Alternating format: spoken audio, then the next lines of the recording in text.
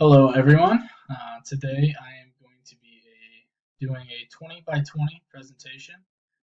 My name is Riley Glasper, and I'm going to go through kind of a little process most of us have for life and kind of the layout that we have going through and kind of my decisions and what I thought was helpful going along through it. Our life starts out with a lot of choices. Even when we're young, we have to make choices that are going to dictate certain actions or certain consequences. We kind of learn right from wrong, especially early on. If we are going through making mistakes, that's fine. It's just learning from that. Life starts for us all here with a family. Whether you had both your parents growing up or you didn't have both your parents, it all started because somebody brought you into this world.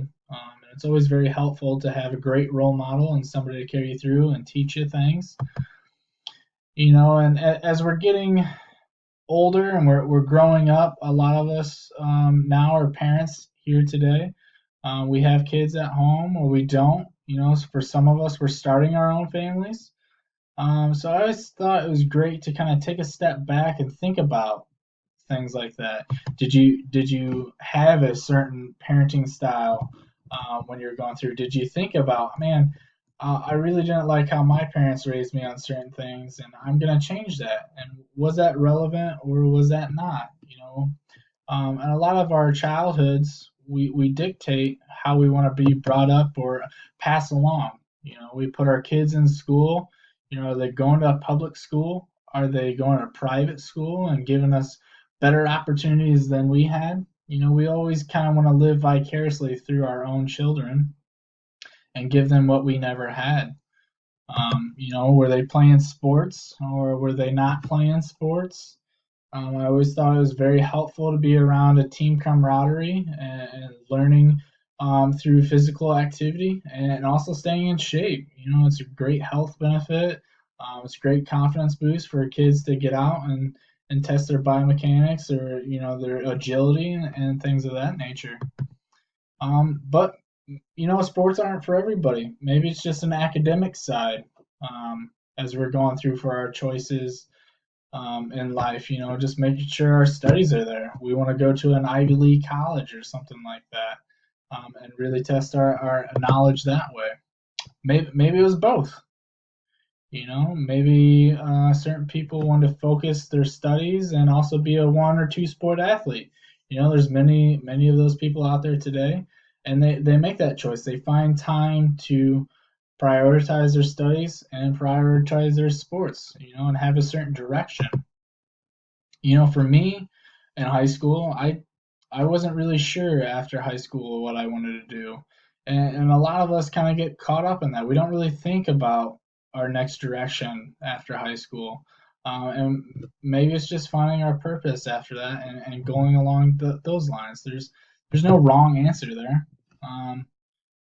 But for most of us after high school, we all got rolled in college. We try to stay with our high school friends maybe and become roommates in the university and dorm up and have a good new direction towards that in our studies and earning a earning a degree and uh, and really looking to set us up for the rest of our lives. Some of us after high school, we go straight into our labor force. We're tired of school. We've been told to go through high school and get our degree, get our GED, get our high school diploma, and maybe we've had enough. We get bored in school or we're not really great. That's certainly fine. There's no wrong avenues for people. It's great to have a trade skill of carpentry or construction. Maybe you're starting your own business. And there's certainly no avenue there. For myself, I was traveling abroad.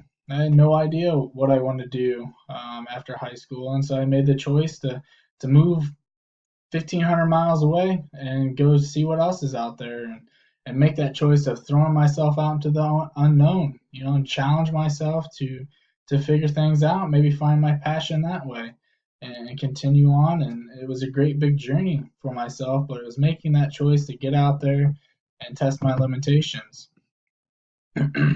maybe it's not so much when we're younger, but as we get older, we kind of cling on to certain things. And I kind of want to take this time to find your inner channel.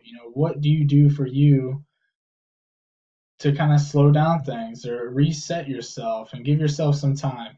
Maybe it's, going to church or finding religious faith or something like that. Maybe it's meditation. I always thought that was a great idea to kind of center yourself as we start to get older and we have a lot of responsibilities and we're trying to push those boundaries and make those choices to make ourselves better. And whether that was conquering huge obstacles out there or pushing our boundaries and overcoming that wall. It's always great to challenge yourself and strengthen your weaknesses and make something of yourself. Um, find your passion.